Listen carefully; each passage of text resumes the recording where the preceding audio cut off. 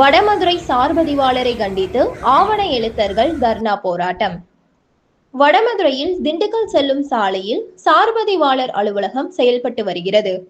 கடந்த 14 ஆண்டுகளாக நிரந்தரமாக சார்பதிவாளர் இல்லாமல் வெவ்வேறு ஊர்களில் பணிபுரிபவர்களே மாற்று பணியாக இங்கு அனுப்பி வைக்கப்படுகின்றனர். இதனால் முக்கியமான பதிவு பணிகள் கிடப்பில் விடப்படுவதால் பொதுமக்கள் மாத கணக்கில் அலையும் நிலைக்கு தள்ளப்படுகின்றனர். இதை கண்டித்து அவ்வப்போது வடமதுரை பகுதிகளில் சுவரொட்டிகள் ஒட்டப்பட்டு வந்தன. இந்த நிலையில் சார்பதிவாளர் பொதுமக்களிடம் வாங்கிய மனுவிற்கு சான்று வழங்கவில்லை, களப்பணி பார்க்க வருவதில்லை, உரிமம் பெற்ற பத்திர எழுத்துக்களை தவிர்த்து தனியாரிடம் பேரம் பேசி பத்திரப்பதிவு செய்கின்றனர்.